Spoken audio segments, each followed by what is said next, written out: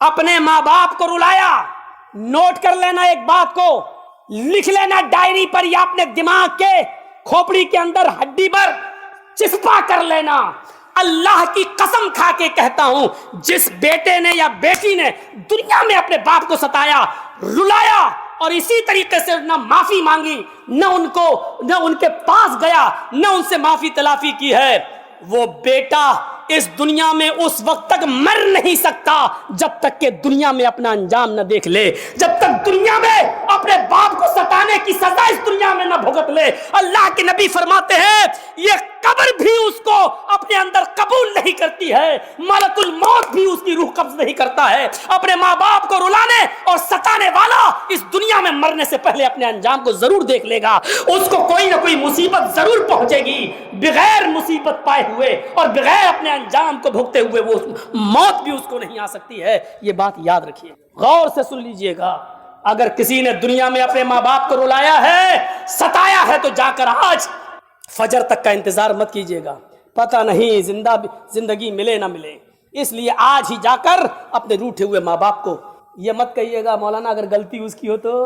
हदीस के अल्फाज हैं, वला तउक्कन वालिदैक व इन अमराकन तखरुज मिन अहलिका व मालिक। तुम अपने माँ बाप की नाफरमानी कभी भी और किसी हालत में भी नहीं कर सकते हो, चाहे वो तुम्हें घर से निकाल दें या तुम्हारी बीवी और बच्चों को छोड़ देने का हुक्म दें। कहे बीवी छोड़ दो, बच्चे छोड़ दो, और कहे निकल जाओ मेरे घर से निकल जाओ, और कहे सारा माल जो तुमने कमाया है इसी घर में छोड़ दो, तो अपने माल को भी छोड़ना पड़ेगा, उसका घर भी छोड़ना पड़ेगा। अल्लाह के नबी फरमाते हैं अगर ये हुक्म दें तो तुम्हें अमल करना है, लेकिन इसके जवाब में अपने बाप से ये नहीं कहना मैं बीवी क्यों छोड़ूं, बच्चे क्यों छोड़ूं, हमने कमाया है अपनी कमाई क्यों छोड़ूं, ये आप नहीं कह सकते हो। बाप जो जुल्म कर रहा है उसका अजाब उसको मिलेगा, बाप जो जुल्म कर रहा है उसका अजाब उसको मिलेगा, लेकिन आपको इस बात की इजाजत नहीं है कि माँ बाप को कुछ कहो। अब सोच लो इसके बाद अब रह क्या गया, इसके बाद अब रह क्या गया है। दुनिया में कोई उस वक्त तक मर ही नहीं सकता अगर उसने अपने माँ बाप को सताया है और बुराइयां की हैं। मौत आ सकती है, उसका अजाब कब्र में मिल सकता है, जहन्नम में मिल सकता है, लेकिन माँ बाप को सताया है, रुलाया है, तो इस दुनिया में उसके अजाब को वो भुगतेगा, पहले उसके अंजाम को भुगतेगा और उसका गुनाह बाकी रहेगा। जहन्नम में तो उसका अजाब फिर मिलना ही मिलना है, लेकिन दुनिया में अपने माँ बाप को रुलाने और सताने का अजाब वो देखेगा और अपने अंजाम को पहुंचे। अपनी औलाद को भी जहन्नम की आग से बचाओ। जंगे जलूला में 4000 बकरियां मिली। सहाबा ने सोचा इतनी बकरियां लेकर मदीना कैसे जाएंगे, इनको बेच दो और पैसा बैतुल माल में जमा कर दिया जाएगा। हजरत उमर फारूक के बेटे ने कहा ठीक है, जब बकरियां बेचना ही है तो मुझे बेच दो। लोगों ने कहा ठीक है, कीमत लगाओ, और सौदा हो गया। हजरत उमर फारूक के बेटे अब्दुर्रहमान को वो बकरियां 40,000 दिरहम में दे दी गई। कितने में? 40,000 दिरहम में। हजरत उमर फारूक के बेटे ने 40,000 दिरहम में बकरियां ले ली। फरमाया घर चलो, हम 40,000 दिरहम तुम्हें दे देंगे। एक नौकर मुतय्यन किया और फरमाया इन बकरियों को लेकर तुम मदीने आ जाओ, तुम्हारी जो मेहनत मजदूरी होगी वो तुम्हें मिल जाएगी। बकरियां आने में 8 दिन लगेंगे। 8 दिन इनको भी पहुंचने में लगे। जब ये अपने इलाके में पहुंचे, ये 2-3 दिन में पहुंच गए। बकरियां 8 दिन के बाद आई। हजरत उमर फारूक के सामने जब माल रखा गया तो 40,000 दिरहम भी रखे गए। हजरत उमर ने पूछा ये 40,000 दिरहम भी क्या मैदान जंग में काफिरों से लूटे हैं तुमने? जवाब मिला नहीं। हमें बकरियां मिली थी, 4,000 बकरियों को लाना यहाँ दुश्वार था, मुश्किल था, इसलिए उन बकरियों को मैंने वही बेच दिया, वो 40,000 दिरहम में बिकी। कहा 4,000 बकरियां 40,000 दिरहम में? बस बच्चे थे छोटे छोटे? कहा नहीं, पूरी बकरियां थी। कहा किसने खरीदी? फरमाया आपके बेटे अब्दुर्रहमान ने। फरमाया 40,000 दिरहम में ये बकरियां नहीं हो सकती हैं। लोगों, तुमने मेरे बेटे को 40,000 में ये बकरियां इसलिए बेची हैं क्योंकि वो मेरा बेटा था, अमीरुल मोमिनीन का बेटा था, उसके साथ रियायत बरती गई है, उसके साथ खास तवज्जो दी गई है, अमीरुल मोमिनीन का बेटा है इसलिए दे दो। नहीं, उन बकरियों को आने दो, हम उसकी दोबारा नीलामी लगाएंगे, हम उसकी दोबारा बोली लगाएंगे। बकरियां आई। हजरत उमर फारूक ने उन बकरियों को अपने कब्जे में ले लिया और बाजार जब लगा तो उन बकरियों को वहां पहुंचा दिया। फिर उसकी बोली लगाई गई कि लो इन बकरियों को खरीदो। उन बकरियों को जब बोली लगाई गई तो आप यकीन मानिए वो बकरियां 3 लाख दिरहम के अंदर बिकती हैं। 3 लाख दिरहम के अंदर वो बकरियां बिकती हैं। हजरत उमर फारूक ने 3 लाख दिरहम में वो बकरियां बेच दी और 40,000 दिरहम जो उनके बेटे ने दिए थे वो 40,000 दिरहम उनको दे दिए। ये पकड़ो अपने पैसे। ये 2,60,000 का नुकसान हो रहा था, इन मुसलमानों का हो रहा था, मुसलमानों के बैतुल माल का हो रहा था। ये 2,60,000 रुपए बैतुल माल में जमा किए जाएंगे। ये दिरहम बैतुल माल में जमा कर दिया और फरमाया बेटे मैंने ये बकरियां तुमसे लेकर बेच कर बाकी पैसा बैतुल माल में जमा कर दिया, इसलिए कि कुरान कहता है क़ू अनफुसकुम व अहलीकुम नारा, अपने आप को भी जहन्नम के आग से बचाओ, अपने बीवी बच्चों को भी जहन्नम के अजाब से बचाओ। लिहाजा मैं नहीं चाहता कि कयामत के दिन ये कहा जाए और मुझे कयामत के दिन पेश होना पड़े और कहा जाए कि तेरे बेटे के साथ रियायत बरती गई है, लिहाजा इन बकरियों को मैंने बेच दिया है, तुम्हारे पैसे दिरहम तुम्हें मिल चुके हैं। हम करेंगे ऐसा? यहाँ तो चोरी का मोबाइल तक हम खरीद लेते हैं। और माशाल्लाह ये इलाका तो बहुत फेमस है। एक बार कलियाचक गए तो एक आदमी हम ही को टोपी पहनाने लगा, मौलाना 50,000 का मोबाइल है, हम आपको सिर्फ 10,000 में दे देंगे। हमने कहा भैया कहीं सिम में डाला, कहीं पता चला पुलिस पहुंच गई यूपी तो हमारी तो हालत खराब हो जाएगी। लोग हैं ऐसे। तसव्वुर करो कि यहाँ देखिए रियायत किसके साथ बरती जा रही है। मुल्क शाम सुना होगा, सीरिया जिसको आज सीरिया बोला जाता है, या मिस्र, दोनों जगहों में से किसी एक जगह का वाकया है। हजरत उमर फारूक के बेटे ने धोखे से नबीज पी ली। नबीज जानते हो, खजूर का पानी था लेकिन उसमें नशा आ चुका था। उनको पता नहीं था, वो समझे खजूर का पानी और पी लिया, जबकि धोखा माफ, लेकिन पी लिया। अच्छा लगा तो और पी लिया तो नशा आ गया। नशा आया तो पता चला कि उमर फारूक के बेटे ने नबीज पी ली, नशे वाली खजूर, सड़ी हुई खजूर का जो अर्क था वो पी लिया और उससे नशा आ गया। अमर इब्न आस वहां के गवर्नर थे। अमर इब्न आस ने उमर फारूक के बेटे को बुलाया, पूछा क्या ऐसा हुआ? फरमाया हाँ, खड़े हो जाओ। और 40 कोड़े हजरत उमर फारूक के बेटे को लगाए गए। धीरे धीरे ये खबर उमर फारूक को पता चल गई मदीने में कि आपके बेटे ने नबीज पी ली थी जिसमें नशा आ गया था। लेकिन मिस्र के गवर्नर ने उनको सजा दे दी और 40 कोड़े लगा दिए। हजरत उमर फारूक ने कहा अच्छा, एक घोड़ा भेजा अमीरुल मोमिनीन के नाम, मिस्र के गवर्नर के नाम लेटर लिखा। ये खत मिलते ही इस नए घोड़े पर मेरे बेटे को शाम से या मिस्र से फौरन घोड़े पर सवार करके उसको मदीने भेजो और कहो कि तुम्हारे बाप ने अर्जेंट तुम्हें बुलाया है। खत मिलते ही अमर इब्न आस ने हुक्म की तामील की, बेटे को लेटर दिया, ये तुम्हारे बाप का लेटर है। लेटर पढ़ा, बेटे ने सोचा कोई इमरजेंसी मामला होगा, नए घोड़े पर बैठा, दौड़ता हुआ चला आया। बेटा घर घुस रहा था। हजरत उमर ने कहा किधर जा रहे हो? कहा घर में। कहा रुक जाओ, अपनी माँ से बाद में मिलना, पहले यहाँ खड़े हो जाओ। कहा क्यों? सुना है कि तुमने मिस्र में नशा कर लिया था। जवाब दिया हाँ कर तो लिया था, नशा तो आया था, लेकिन उसकी सजा तो मुझे मिल चुकी है मुल्क शाम में या मिस्र में। 40 कोड़े मैं खा चुका हूं। हजरत उमर फारूक ने कहा बेटे फिर से खड़े हो जाओ, मुझे अमर इब्न आस के ऊपर भरोसा नहीं है। शायद 40 कोड़े तुम्हारे जिस्म के ऊपर उतनी जोर से नहीं लगाए गए होंगे जितनी जोर से लगना चाहिए। शायद रियायत बरती गई हो क्योंकि तुम अमीरुल मोमिनीन के बेटे हो, इसलिए हल्के हल्के कोड़े मार दिए गए हों। जल्लाद ने तुम्हारे साथ रियायत बरती होगी कि हल्के हल्के कोड़े मारो, ये उमर फारूक का बेटा है। मैं अपने सामने कोड़े लगवाऊंगा, उन कोड़ों को मैं कल आदम करार देता हूं, उन कोड़ों की मेरी नजर में कोई हैसियत नहीं है। दोबारा खड़ा कर दिया। बेटा मां से मिलना चाहता है, लेकिन हजरत उमर फारूक कह रहे पहले सजा भुगतो बाद में अंदर जाओ। और दोबारा खड़ा करने के बाद 4 जल्लाद को खड़ा किया, कहा पहले आदमी तुम हो, 40 कोड़े लगना है लेकिन तुम 10 मारोगे। 10 के बाद तुम्हारे हाथ में वो ताकत नहीं रहेगी, हाथ में कमजोरी आ जाएगी, हट जाओ। फिर दूसरा जल्लाद मारेगा, फिर दूसरा हटे, फिर तीसरा हटे, फिर चौथा। 10 कोड़े 4 जल्लादों को सुपुर्द कर दिए और 10 कोड़े 4 जल्लादों ने 40 कोड़े मारे। लहू लोहान हो गया। हजरत उमर फारूक का बेटा खून गिरने लगा। फरमाया ये सजा है तुम्हारी। अगर अमर इब्न आस ने सही कोड़े लगाए होते तो तुम्हारे जिस्म की चमड़ी उधड़ गई होती और जिस्म से खून बह रहा होता, लेकिन तुम्हारी पीठ से खून का न बहना, चमड़ी अपनी जगह पर रहना इस बात की दलील है कि तुम्हारे साथ रियायत बरती गई है, तुम्हारे साथ सही इंसाफ नहीं हुआ है। उमर फारूक के बेटे हो इसलिए तुम्हारे साथ आसानी की गई है, सहूलत बरती गई है। दोबारा अपने बेटे पर कोड़े लगाए। क्या हम अपने बेटे को उसकी बेईमानी पर, उसकी शरारत पर, उसके गलत कदम पर क्या हम पूरी पूरी सजा देते हैं? क्या हम अपनी औलाद को जहन्नम की आग से बचा रहे हैं?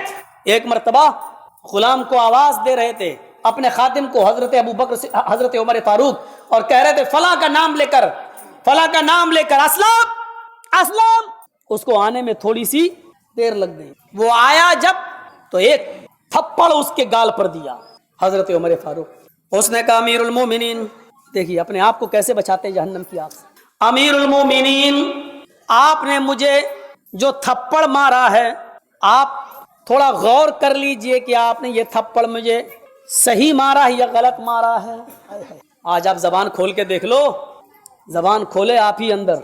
देख रहे थे आप बिहार में अभी तक कुछ नहीं हो रहा था, और जैसे ही पलटी मारी, सरकार बदली, तो आज कितने छापे पड़ रहे हैं। कुछ बोल के देख लो आप। हजरत उमर फारूक ने अपने गुलाम को थप्पड़ मार तो दिया, कहा अमीरुल मोमिनीन, आपका मैं गुलाम हूं, आपने थप्पड़ मारा, मैं आपको कुछ नहीं कह सकता हूं, लेकिन थोड़ा गौर कर लीजिए अपने मामले में कि आपने जायज मारा कि नाजायज मारा है। कहा मैंने आवाज दी, तुमने सुना क्यों नहीं? कितनी बार मैंने आवाज दी? कहा अमीरुल मोमिनीन, आपको ये पूछना चाहिए था कि मेरी आवाज तुम्हारे कानों तक आई या नहीं आई। आई तो तुम क्यों नहीं आए? आपने कुछ नहीं पूछा और एक थप्पड़ मार दिया। अच्छा बताओ, सुने थे? हाँ, फिर क्यों नहीं आए? कहा अमीरुल मोमिनीन, जिस वक्त आप आवाज दे रहे थे उस वक्त मैं पेशाब कर रहा था, मैं पेशाब करने के लिए बैठा था, इस्तंजा करते हुए हमें देर हो गई थोड़ी सी, और जब तक आपके पास पहुंचा और आपके सामने आया तो आपने मुझे थप्पड़ मार दिया। मैं पेशाब की हालत में कैसे आवाज देता, मैं कैसे बताता कि मैं आ रहा हूं, मैं पेशाब कर रहा हूं, इस्तंजा कर रहा हूं। हजरत उमर फारूक की आंखों में आंसू आ गए और फरमाया, इसी वक्त तुम अपना इंतकाम मुझसे लो, इसी वक्त तुम अपना बदला मुझसे लो। जितनी जोर से मैंने थप्पड़ तुम्हारे मारा है उतनी जोर से तुम मेरे थप्पड़ मारो। कहा अमीरुल मोमिनीन, ये कैसे हो सकता है? आप मेरे मालिक हैं, आपको अपनी गलती का एहसास हो गया है, मेरे लिए काफी है, बस जाइए, मैंने आपको माफ किया।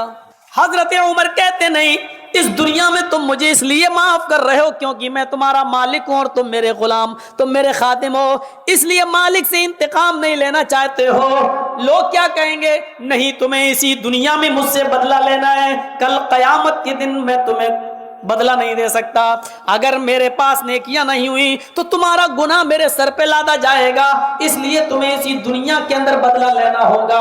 और फिर जमाने ने देखा, हजरत उमर ने उसको मजबूर कर दिया, और हजरत उमर फारूक के गुलाम ने हजरत उमर फारूक के चेहरे पर थप्पड़ मारा, और ऐसा करने के लिए हजरत उमर ने उसको मजबूर किया। लो, तुम्हें इसी वक्त बदला लेना होगा। वो उमर जिसकी हुकूमत 22 लाख मुरब्बा मील पर थी, वो उमर जिससे पूरा इलाका कांपता था और थरथराता था, वो उमर एक मामूली गुलाम के हाथों थप्पड़ खा रहा। जरा तसव्वुर कीजिए, को अनफुसकुम, पहले अपने आप को जहन्नम की आग से बचाओ। इस तरीके से अपने आप को बचाया कर। हजरत उस्मान गनी के सामने जहन्नम के अजाब का जिक्र होता नहीं रोते, लेकिन जब कब्र के अजाब का जिक्र होता तो उनकी आंखों में आंसू आ जाते, रोते। लोगों ने पूछा कि जहन्नम का अजाब जब बयान किया जाता तब तो रोते नहीं हो, और कब्र का अजाब बयान किया जाता तो रोते हो, जबकि जहन्नम का अजाब कब्र के अजाब से ज्यादा खतरनाक है। तो उस पर उस्मान गनी ये जवाब देते हैं, मैं कब्र के अजाब को सुनकर इसलिए रोता हूँ,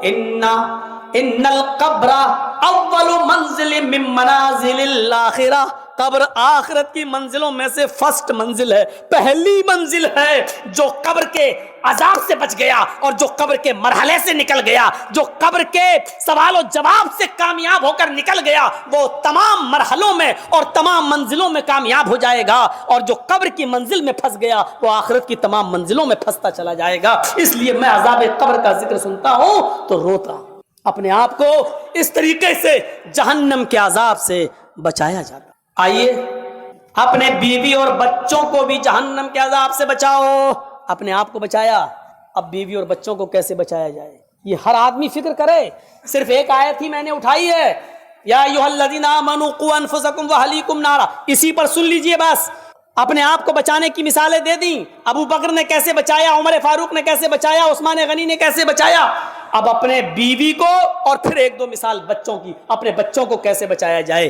اپنی بیوی کو, حضرت عمر فاروق کو ایک جنگ میں بہت سا مال ملا تھا, اس میں ایک بہت خوبصورت قسم کا دوپٹہ بھی ہاتھ میں مال.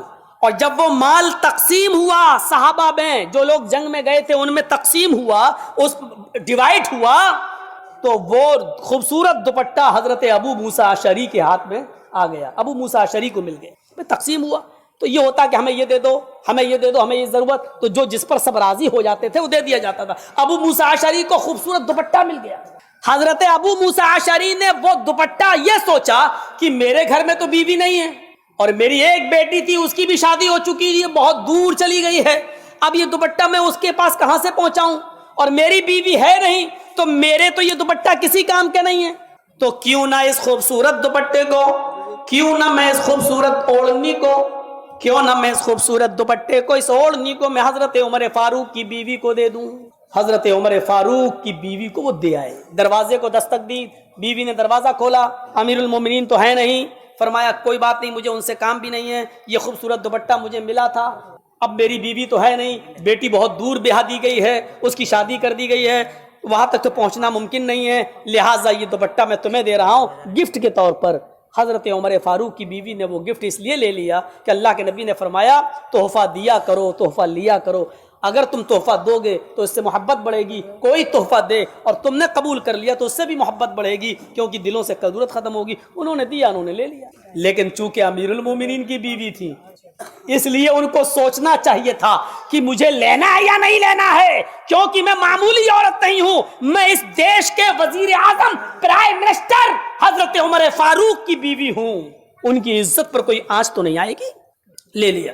ایک دن حضرت عمر فاروق جب دورہ کر کے, شہروں کا معائنہ کر کے, گلیوں کا معائنہ کر کے جب اپنے گھر میں آئے, تو بیوی نے یہ سوچا کہ چلو آج تو میرے شوہر گھر میں آ رہے ہیں تو اچھے کپڑے پہن کر میں تیار رہوں. اور وہ دوپٹہ جو ان کو بڑا خوبصورت دوپٹہ تھا, جو ایرانی دوپٹہ تھا, اس خوبصورت دوپٹے کو انہوں نے اپنے اوپر ڈال لیا, صرف اس لیے کہ میرے شوہر مجھے دیکھ کر آج خوش ہو جائیں. آج کل ہماری عورتیں تو شادیوں میں جاتی ہیں تب کپڑے پہنتی ہیں, گھروں میں وہ کیسے رہتی ہیں, اچانک اگر پتی گھس جائے باہر سے آ کے تو چڑیل بنی رہتی ہے گھروں میں. پھر غصہ آتا آدمی کو, کم بخت میں تو اتنے دنوں کے بعد آیا ہوں, یہ چڑیل بنی بیٹھی ہے, اب کیا کرے گا وہ, غصے میں کہے گا طلاق طلاق طلاق. اس کی ذمہ دار بہت حد تک عورتیں بھی ہیں. جو میک اپ, جو خوبصورتی اور جو بناؤ سنگار گھر میں عورتوں کے لیے جائز تھا وہ کر نہیں رہی ہیں, اور باہر دیکھو کیسے بن کے جاتی ہیں کہ شرم سے سر جھک جائیں مردوں کے. عورتیں وہ کپڑے پہن کیسے لیتی ہیں جن کپڑوں کو مرد دیکھنا بھی گوارا نہیں, کیسے کپڑے جن کی شرم سے سر جھک جائیں, آج ان کپڑوں کو لڑکیاں پہن لیتی ہیں.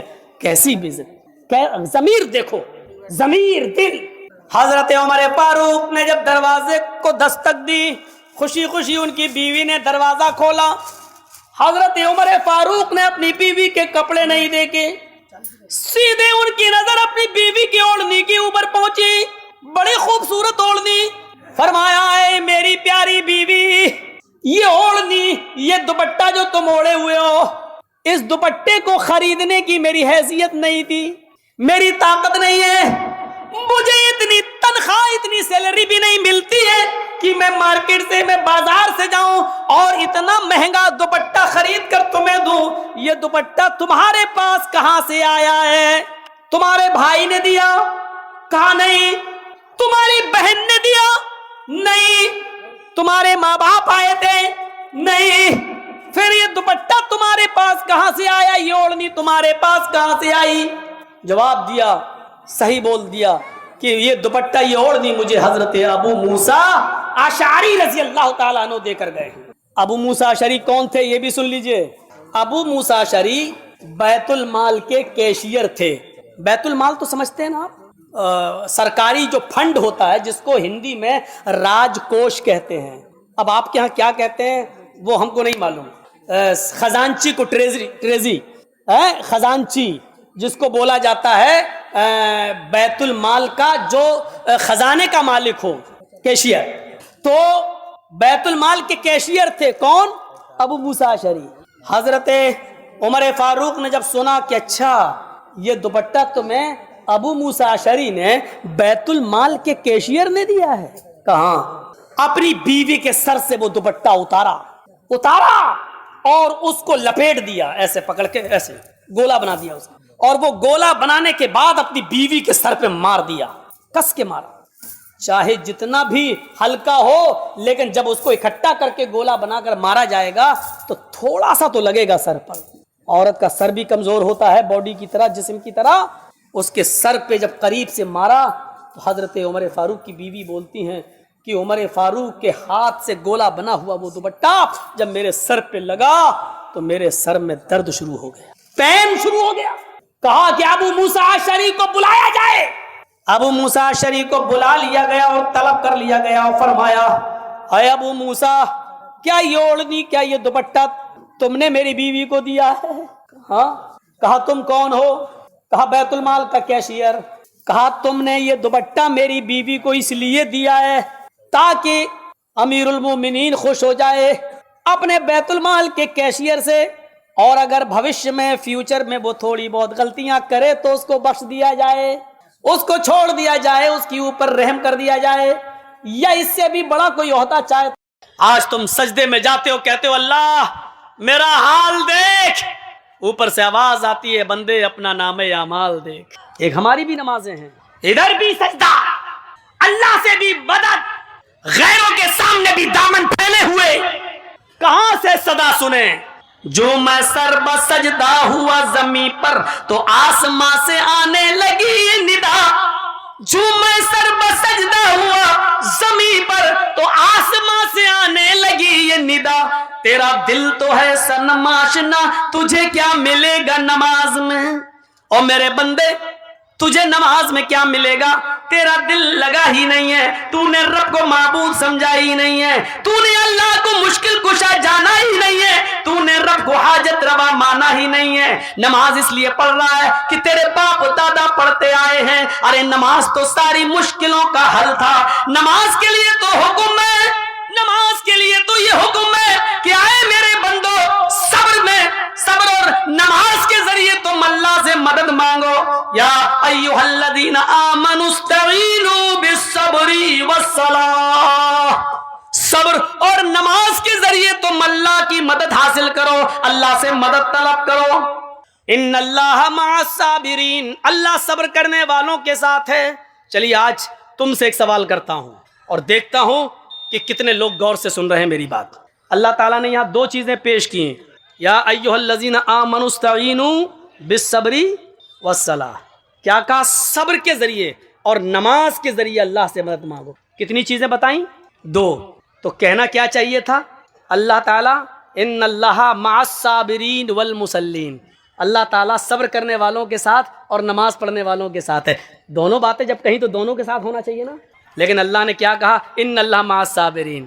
مدد کہہ رہا اللہ صبر اور نماز کے ذریعے مانگو، لیکن آگے کہہ کیا رہا ہے؟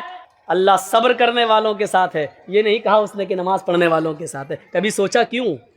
اور کبھی آپ نے مولانا لوگوں سے سوال کیا کہ یہاں دو چیزیں بتائیں اللہ نے کہ صبر اور نماز کے ذریعے مدد مانگو، تو آگے یہ کیوں کہا کہ صبر کرنے والوں کے ساتھ اللہ ہے؟ یہ کیوں نہیں کہا کہ صبر کرنے والے اور نماز پڑھنے والوں کے ساتھ اللہ ہے؟ اچھا ایک بات بتائیے، نماز سب سے بڑی عبادت ہے. عبادتوں میں توحید کے بعد، کلمے کے اقرار کے بعد سب سے بڑی عبادت کیا ہے؟ نماز. تو نماز کا لفظ پہلے آنا چاہیے، نماز کا لفظ پہلے آنا چاہیے. لیکن آ کیا رہا پہلے؟ یا ایھا الذین آمنوا استعینوا بالصبر والصلاۃ. پہلے صبر آ رہا ہے، بعد میں صلاۃ آ رہا ہے. یعنی پہلے صبر اور بعد میں نماز، ان دونوں کے ذریعے اللہ سے مدد مانگو. پہلے نماز آنا چاہیے لیکن پہلے صبر آ رہا ہے. کیوں؟ میں سمجھتا ہوں کہ شاید یہ تقریر میں نے کہیں نہ کی ہو، یہ جملے میں نے ابھی تک کہیں نہیں بولے ہوں. تو سنو، نماز پڑھنا بہت آسان ہے، صبر کرنا آسان نہیں ہے. یہاں مشکل چیز کو اللہ نے پہلے پیش کیا ہے. اذان کی آواز آ رہی ہے، اللہ اکبر اللہ